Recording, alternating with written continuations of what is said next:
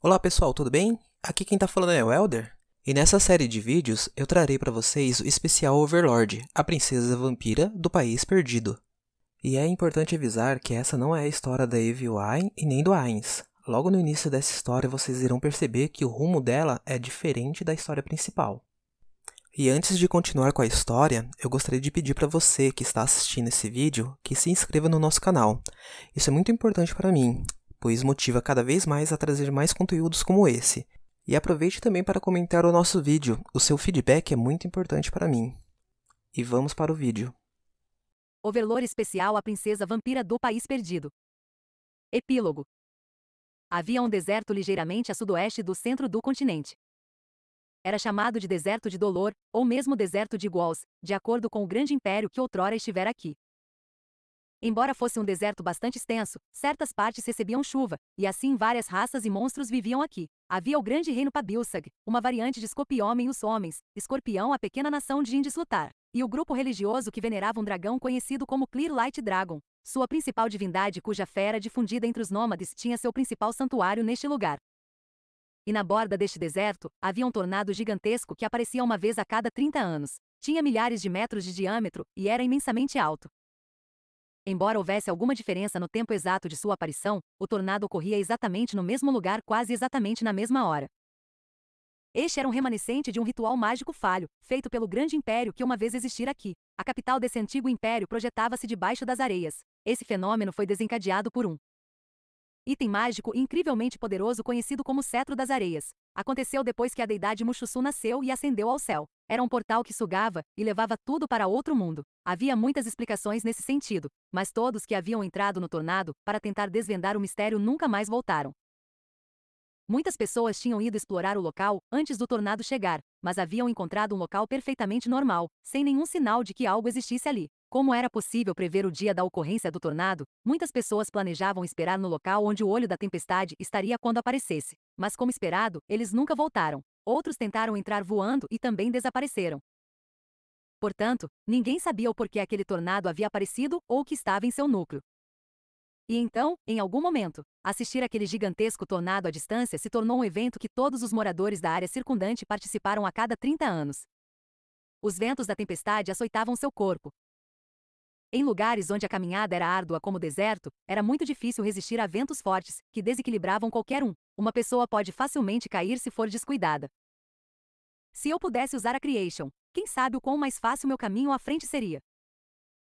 Se ele suprimisse esse tornado no deserto com Creation, e justo no deserto houvesse o motivo desse tornado existir, era possível que as coisas terminassem sem que o mistério fosse resolvido. A razão pela qual Suzuki Satoru veio com uma ideia idiota como essa que foi imediatamente rejeitada pela razão acima, era porque as condições atuais eram realmente exigentes. Suzuki Satoru gritou para que ele pudesse ser ouvido sobre os ventos fortes. Ele se juntou a seus dois companheiros atrás dele por uma corrente de mitril. Ele começou por gritar para quem ele estava mais preocupado. Keno, você está bem? Uma voz tão alta quanto a de Suzuki Satoru respondeu. Pertencia ao segundo assento da nova Inzo Algon, Keno faz Risenver. Estou bem. Embora a voz da garota fosse forte, ele não pôde deixar de pensar que haveria problemas. Considere Keno e Satoru. Embora Suzuki Satoru não fosse nada além de ossos, ele era mais pesado quando comparado a ela. Portanto, era mais provável que Keno fosse surpreendida. É claro que ele fez com que Keno carregasse várias coisas, para que tivesse mais tração. Contudo, ela iria afundar nas areias do deserto se carregasse coisas demais.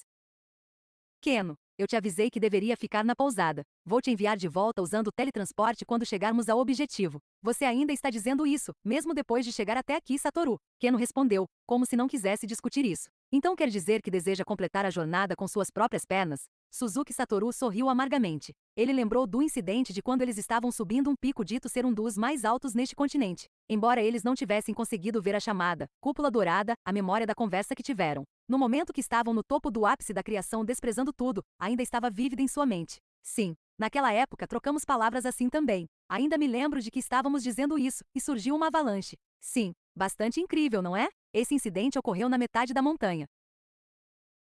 Embora o uso de Fly tornaria as coisas suficientemente simples, usar tal magia tiraria toda a emoção. E assim os dois decidiram usar sua força sobre-humana para escalar a face da rocha. Então, uma avalanche que anulou sua visão havia ocorrido. Embora o dano pelo frio não tenha prejudicado nenhum deles, o dano causado pela avalanche ainda era efetivo. É claro que eles esperavam algo assim e lançavam magias defensivos em si mesmos, mas ainda deixavam uma impressão profunda. Mesmo depois de terem sido enterrados pela avalanche, sua imunidade a impedimentos de movimento permitirá com que saíssem da neve instantaneamente. E então eles deram boas risadas. Emoções poderosas eram imediatamente suprimidas devido aos seus traços raciais. Quando retornou para um bom humor gentil, Suzuki Satoru fez essa sugestão, e Keno recusou de maneira semelhante. Enquanto estreitava os olhos em nostalgia, uma voz foi ouvida.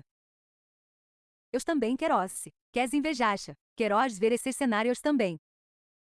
A voz andrógena e muito distinta, embora um pouco confusa, veio mais atrás de Keno. Embora Suzuki Satoru não pudesse vê-lo através da tempestade de areia severa, deveria haver um heteromorfo que parecia um pedaço de areia ali. Ele era o quarto assento da nova Inzo Algon, Nurunuru.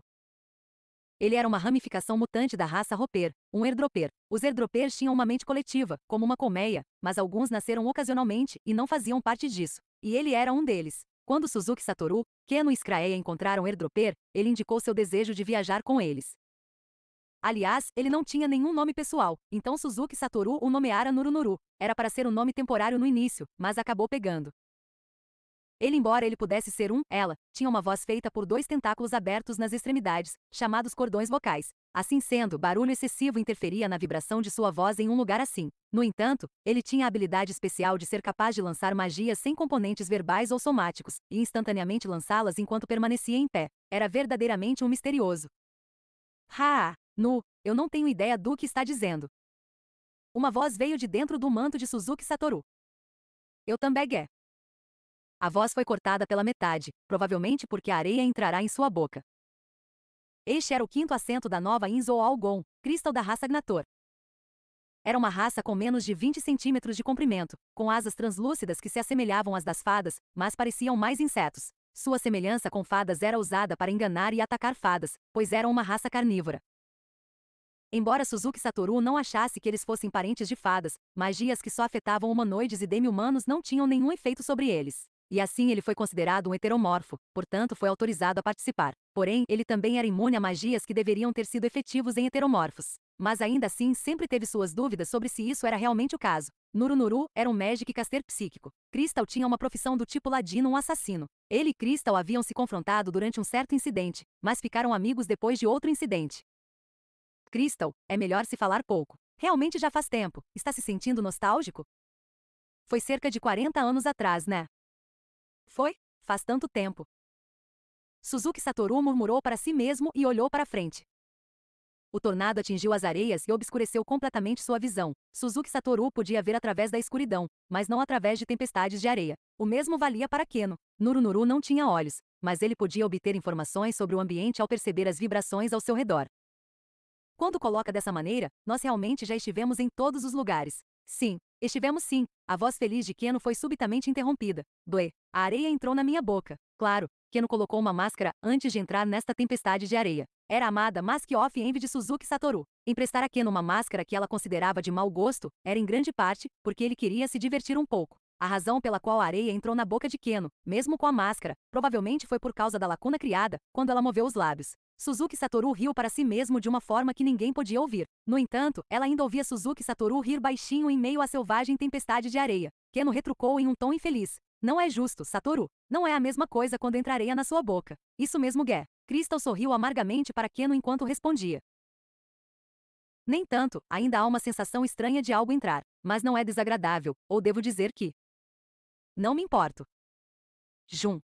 Não consigo entender o que diz. Ainda é injusto. Queria ter um corpo como o seu, Satoru. Assim não está bom? Sinceramente, eu acho seu corpo bem melhor, Keno. Dessa forma, você não fica presa a coisas irritantes. Isso é porque sempre que mostra seu rosto, uma briga acontece. Não importava para onde viajavam, odiados eram odiados pelos vivos. Mesmo que diga isso, você também atrai muitos problemas, Keno. Às vezes, Keno entrava em situações complicadas ao coletar informações. Isso costumava ser especialmente verdadeiro em áreas inseguras. Dito isto, mesmo sendo o membro mais fraco da nova Inzo Algon, ela ainda era muito mais forte do que a média das pessoas. E ela poderia facilmente cuidar de algum encrenqueiro convencido. O problema maior vinha de lugares com boa segurança, mas era por causa das pessoas que tentaram abusar de sua gentileza. Se tivessem más intenções, ela poderia ter resolvido isso com violência, mas era muito difícil lidar com a boa vontade deles.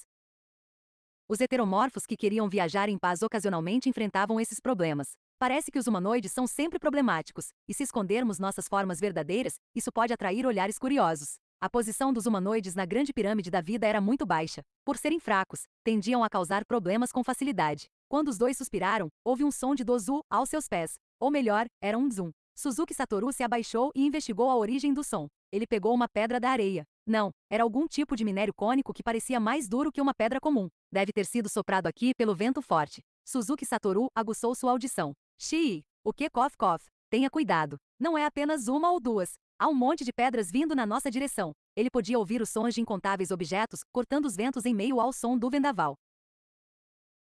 Era muito difícil evitar aquelas pedras vindas nas rajadas de vento em um lugar com pouca visibilidade como esse. Talvez eles estivessem seguros se estivessem envoltos em armaduras extremamente duras, mas era impossível usar esse tipo de coisa e andar pelo deserto.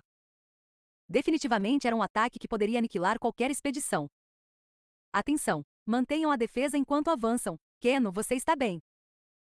Não havia como dizer quanto tempo demoraria até que pudessem passar por isso, mas como se tratava de detritos voadores lançados pelo tornado, parar ou fazer um abrigo não teria sentido. Estou bem. Continue. Shuon.